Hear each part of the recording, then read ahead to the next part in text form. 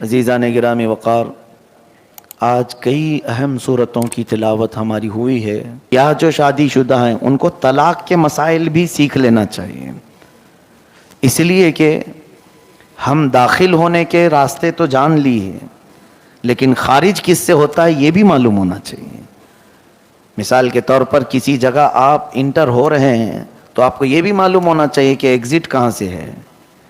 اسی طرح شادی کے ذریعے سے آپ ایک نئی زندگی میں داخل تو ہو جاتے ہیں، شادی کے مسائل سب سیکھ لیتے ہیں، اور اس میں بھی بہت سارے لوگ نہیں سیکھتے شرعی طریقہ کیا ہے۔ لیکن میں سمجھتا ہوں کن چیزوں سے ٹوٹ جاتی ہے شادی یا نکاح، یہ امپورٹنٹ ہے سیکھنا، تاکہ غلطی سے اس دروازے پر نہ جاؤ۔ بہت سارے لوگ طلاق پوری ہو جاتی ہے تب مسئلہ پوچھنے آتے ہیں، اس ڈاکٹر کے پاس علاج کرانے کے لیے اپنے بچے کو لے جا رہے ہیں جو بچہ گھر میں مر گیا ہو، وہ کیا علاج کرے ہیں؟ علاج ہوگا؟ ابھی سانسیں باقی ہیں اور بیمار ہے، تب آپ ہاسپٹل لے جائیں تو پتہ چلتا ہے کہ کچھ علاج ممکن ہے۔ لیکن یہاں پر گھر میں پوری طلاقیں دے چکے ہوتے ہیں تب پھر مسئلہ پوچھنے آتے ہیں۔ مسئلہ تو آپ کو خود معلوم ہونا چاہیے کہ جب کوئی مرد اپنی عورت کو 3 مرتبہ طلاق کہہ دے تو اس کے لیے وہ حرام ہو جاتی ہے۔ طلاق مغلظہ اس کو کہتے ہیں، اور یہ قرآن سے ثابت ہے، وہ اس کے لیے حرام ہو جاتی ہے۔ اجنبی عورت کی طرح ہو گئی، اس سے فوراً وہ الگ ہو جائے، اب وہ اس کے لیے حلال اس وقت تک نہیں ہوگی جب تک وہ عدت گزارے، پھر کسی اور سے نکاح کر لے۔ اب وہ دوسرا مرد اپنے اختیار سے جب چاہے اسے چھوڑے، پھر اس کی عدت گزارنے کے بعد پھر یہ پہلے شوہر کے لیے حلال ہو سکتی ہے۔ یہ طلاق کا پروسیس جو 3 طلاق ہو جائے۔ ہاں، ایک بار اگر کسی نے کہا طلاق یا 2 مرتبہ کہا تو ابھی اسے بچایا جا سکتا ہے، یہ طلاق رجعی اس کو کہتے ہیں۔ اس میں رجوع کر سکتا ہے، واپس لے سکتا ہے، یعنی پھر اس کو دوسرے کسی کے نکاح میں دینے کی ضرورت نہیں، بلکہ خود ہی اس کا ہاتھ پکڑ لے اور کہہ دے کہ میں تجھے واپس کر لیا، تو یہ 1 طلاق یا 2 طلاق میں وہ واپس ہو جائے گی۔ اس کو طلاق رجعی کہتے ہیں۔ بتانے کا مطلب یہ ہے کہ کہتے ہیں غصے میں بولا ہوں یا ہوش میں نہیں تھا بول دیا ہوں۔ میرے عزیزو، یہ سارے بہانے شریعت نے نہیں قبول کیے، حتیٰ کہ ایسے نشے کے حالت میں بولا کہ آسمان و زمین کو بھی نہیں پہچان پاتا، اس وقت بھی بولا تو بھی واقع ہو جائے گی۔ اس حالت میں بھی اگر کہا ہو تو واقع ہو جائے گی۔ میرے کہنے کا مطلب یہ ہے کہ ان تمام مسائل کو سیکھ لینا چاہیے۔ یہ ہوئی طلاق۔ ایک ہے زہار، جو عورتیں تم پر حرام ہیں، مثال کے طور پر تمہاری ماں، بہن، بیٹی، یہ آپ کے اوپر حرام ہے نا، پھوپھی، خالہ، یہ آپ کے لیے ابدی حرام ہے، ہمیشہ کے لیے حرام ہے، ان سے نکاح نہیں کر سکتے تم۔ ماں سے کوئی نکاح نہیں کر سکتا، بیٹی سے، سگی بہن سے، یا پھر اپنی پھوپھی سے یا خالہ سے، کبھی بھی وہ زندگی بھر نکاح نہیں کر سکتا۔ ان کو محرمات ابدیہ کہتے ہیں، یعنی ہمیشہ کے لیے یہ عورتیں تم پر حرام ہیں، نکاح کے لیے حرام ہیں۔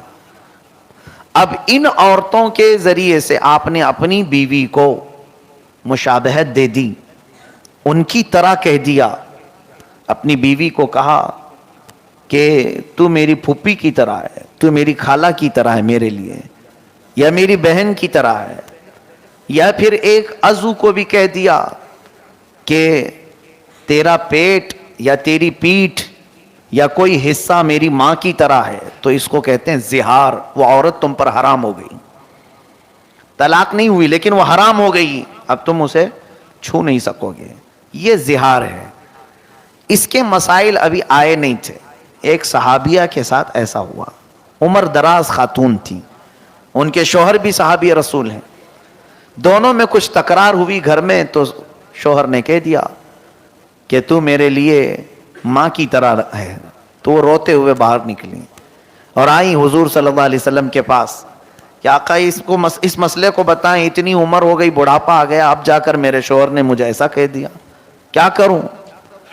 نبی کونین صلی اللہ علیہ وسلم نے کچھ نہیں بتایا، خاموش رہے، کیونکہ ابھی مسائل آئے نہیں تھے، ابھی کوئی حکم اس مسئلے کے بارے میں آیا نہیں تھا۔ تو وہ باہر نکلی اور زور زور سے بحث کرنے لگیں اپنے شوہر سے یا کچھ کہ میرا مسئلہ معلوم ہو جائے, کیا کروں میں, گھر میں رہوں یا باہر جاؤں, وہ چلا رہی تھی.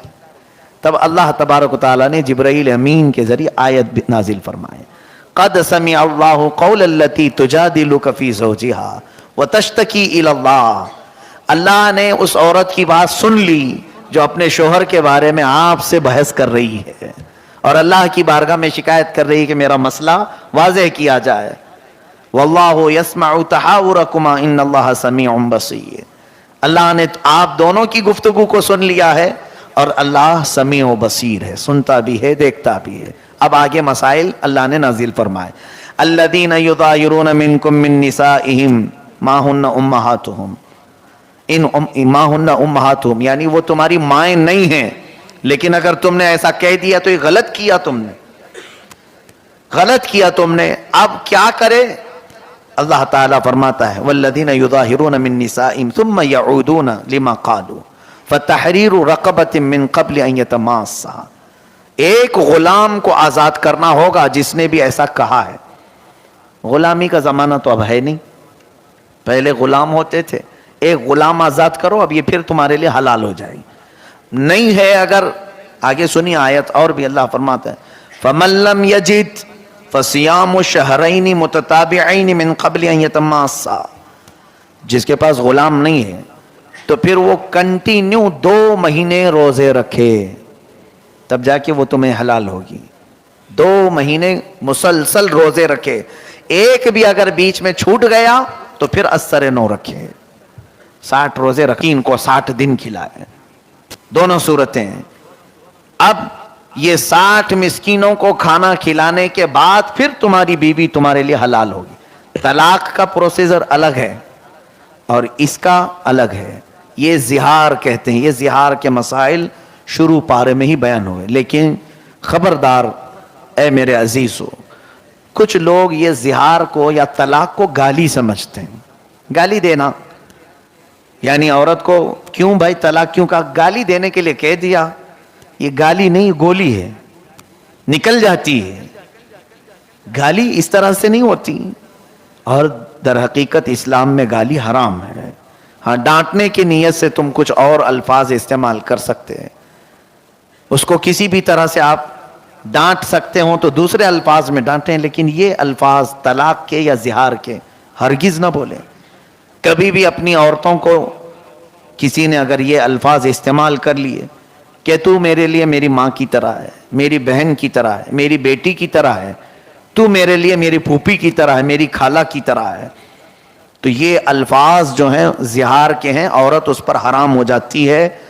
پھر اگر حلال کرنا ہے واپس اپنی عورت کو تو کنٹینیو 2 مہینے کے روزے رکھے, یا تو پھر 60 مسکینوں کو کھانا کھلائے, تب وہ عورت حلال ہوگی.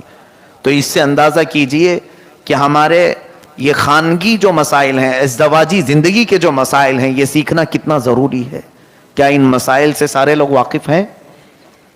کیا یہ سارے لوگ جانتے ہیں زہار کیا ہوتا ہے؟ کیوں نہیں سیکھے؟ قیامت کے دن اگر تم میں سے کسی کے ساتھ ایسا معاملہ ہو گیا اور پکڑے گئے, اللہ تبارک و تعالیٰ نے پوچھا کہ تو اپنی بیوی کے ساتھ زہار کیا تھا پھر بھی ایسی زندگی گزارتا رہا, رب تبارک و تعالیٰ کی بارگاہ میں اگر کسی نے یہ کہا کہ مولا مجھے معلوم نہیں تھا, تو 2 پکڑ ہوگی. سیکھا کیوں نہیں, اس پر بھی مار پڑے گی, اور کیا کیوں, اس پر الگ سزا ہوگی. جو انجانے میں گناہ کرتا ہے اس کی 2 سزا ہیں, اور ایک نہ سیکھنے کا, کیونکہ اللہ نے فرمایا کہ تمہارے لیے کیا نبی کا حکم نہیں آیا تھا, طلب العلم فریضۃ علی کل مسلم و مسلمہ, ہر مسلمان مرد اور عورت پر اتنا علم سیکھنا فرض ہے جس سے وہ اسلامی زندگی گزار سکے.